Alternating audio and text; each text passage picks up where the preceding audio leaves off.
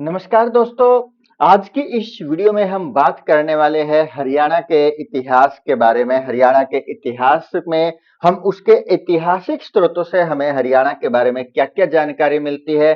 तो मेरा नाम है राजेश कुमार और आप देख रहे हो द नॉलेज क्लासरूम का चैनल। तो आज की इस वीडियो में हम बढ़ते हैं हरियाणा के इतिहास के बारे में जानकारी इकट्ठा करने के लिए। है कि हम सभी जानते हैं कि जो हरियाणा है, जिसका जो गठन है वो कब किया गया था। हरियाणा का जो गठन किया गया था वो किया गया था 1 नवंबर 1966 को। लेकिन जो इसका अस्तित्व है वो हमें प्राचीन काल से भी देखने को मिलता है। यानी कि जो हरियाणा का अस्तित्व है वो इतना पुराना है कि उसका वर्णन हमें प्राचीन काल के अंदर भी देखने को मिलता है। प्राचीन काल में भी इसका वर्णन देखने को मिलता है। अब यह है कि जो अलग-अलग विद्वान रहे हैं, जिन्होंने इसको अलग-अलग नामों की संज्ञा दी है। जैसे कि हम मनु के बारे में देखें तो इन्होंने इसको क्या बोला है, ब्रह्मावर्त का नाम इन्होंने इसको दिया है। उसी प्रकार से जो है कि अलग-अलग विद्वान है वो अलग-अलग नाम इसका देते हैं। तो चलिए हम हरियाणा के इतिहास को आसान बनाने के लिए जो इसका इतिहास है उसके बारे में हम देखते हैं। सबसे पहले जो हरियाणा का इतिहास है उसके ऐतिहासिक स्रोतों के बारे में। जो ऐतिहासिक स्रोत है ऐतिहासिक स्रोत है हरियाणा के इतिहास को लेकर के, उसके बारे में जाने तो कौन कौन से स्रोत हम यहाँ पर देखते हैं। पहला, साहित्यिक स्रोत। हरियाणा का अध्ययन आसान बनाने के लिए हम क्या करते हैं, इसके ऐतिहासिक स्रोतों को और आगे भागों में बांट लेते हैं। पहला है साहित्यिक स्रोत, दूसरा भाग हम बनाते हैं पुरातात्विक स्रोत, तीसरे भाग में यदि हम बांटे तो वो कौन सा होगा, मौद्रिक स्रोत, और चौथा भाग जो बच जाता है जिसको हम अन्य के अंदर शामिल करेंगे। यानी कि हमने हरियाणा के इतिहास को अध्ययन करने के लिए उसको चार भागों में, उसका जो ऐतिहासिक स्रोत था उसको चार भागों में डिवाइड कर लिया। पहला है साहित्यिक स्रोत, नंबर 2 पर है पुरातात्विक स्रोत, नंबर 3 पर है मौद्रिक स्रोत, और नंबर 4 पर जो बच जाता है, जो हमें अलग अलग जगहों से प्राप्त होता है, तो उसके बारे में जो जानकारी मिलेगी उसको हम 4 के अंदर यानी कि अन्य के अंदर शामिल कर लेंगे। तो शुरू करते हैं जो हमारा आज की इस वीडियो में साहित्यिक स्रोत है। हरियाणा के इतिहास के ऐतिहासिक स्रोतों के अंदर जो साहित्यिक स्रोत है उनके बारे में जो हम बांटेंगे, इसको भी आगे चल करके साहित्यिक स्रोत को भी हमने किसमें बांट लिया, पौराणिक स्रोतों के अंदर। किसके अंदर, पौराणिक पौराणिक स्रोतों के अंदर हमने इसको डिवाइड कर लिया। अब जो पौराणिक स्रोत है, पौराणिक स्रोतों के अंदर किस किस को हम शामिल कर सकते हैं, जैसे कि महाभारत। महाभारत पौराणिक स्रोतों में हमने किसको शामिल कर लिया, महाभारत को शामिल कर लिया। अब जो महाभारत है, महाभारत के अंदर जो है कि हमने यहां पर देखा है कुरुक्षेत्र। कुरुक्षेत्र का भी वर्णन हमें महाभारत के अंदर देखने को मिलता है, जिसको एक प्राचीन नाम के आधार पर इसको क्या बोला गया है, शरण्यवत इसको बोला गया है। उसके बाद इसी महाभारत की जो रचना है वो किसके द्वारा की गई है, इसकी रचना की गई है महर्षि महर्षि वेद व्यास के द्वारा। वेद व्यास जी के द्वारा इसकी रचना की गई है। और इस महाभारत के अंदर हमें और किसके बारे में जानकारी मिलती है, करनाल के बारे में जानकारी मिलती है। करनाल जो किससे संबंधित है, कर्ण से संबंधित है। कर्ण से संबंधित है। और इसी करनाल के अंदर क्या स्थित है तो बहुत कुछ, लेकिन हम कुछ महत्वपूर्ण जो है कि एनडीआरआई है यहाँ पर स्थित है। और इसी करनाल को क्या बोला जाता है, इसको बोला जाता है धान का कटोरा। धान का कटोरा किसको बोला जाता है, करनाल को बोला जाता है।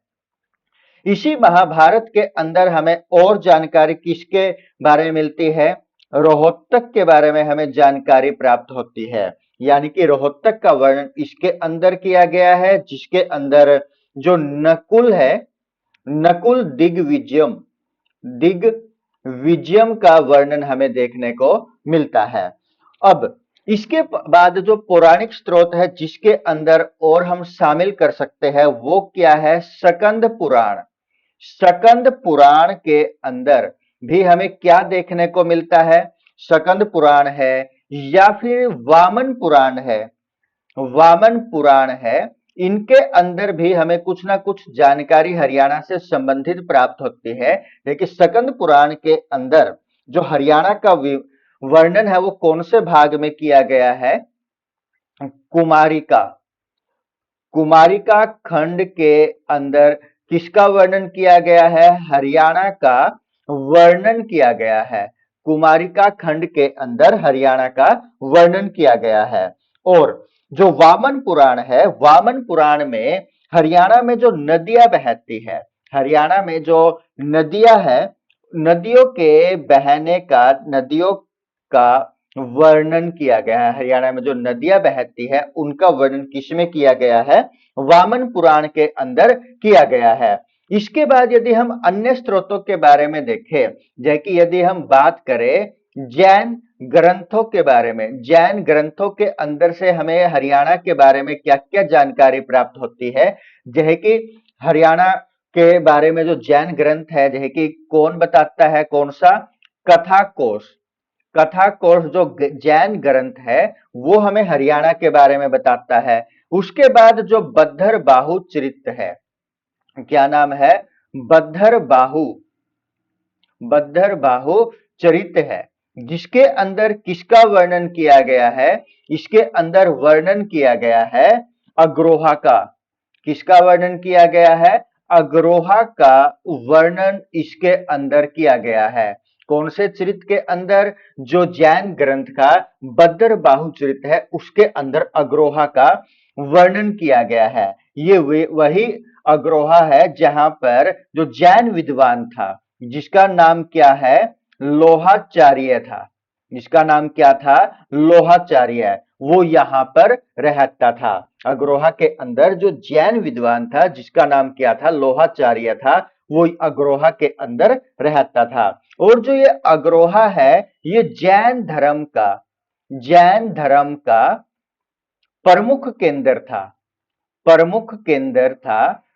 कौन, हरियाणा के अंदर जो ये स्थान है अग्रोहा, जैन ग्रंथों के अंदर जिसका वर्णन किया गया है कि ये जैन धर्म का प्रमुख केंद्र था। और कहां पर स्थित है ये, हरियाणा के अंदर ये स्थित है।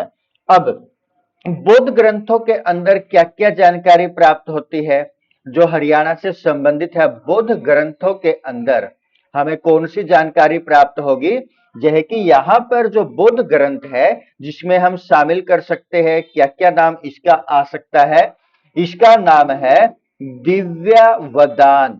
दिव्यावदान जो ग्रंथ है जिसके अंदर हमें किसकी जानकारी प्राप्त हुई है, हरियाणा की जानकारी प्राप्त हुई है। और एक और जो अन्य ग्रंथ है जो कि क्या है, मध्यम निकाय, मध्यम निकाय, जिसके अंदर से हमें किसके बारे में जानकारी मिलती है, हरियाणा की जो जानकारी है ये भी हमें प्राप्त होती है इन ग्रंथों के अंदर से।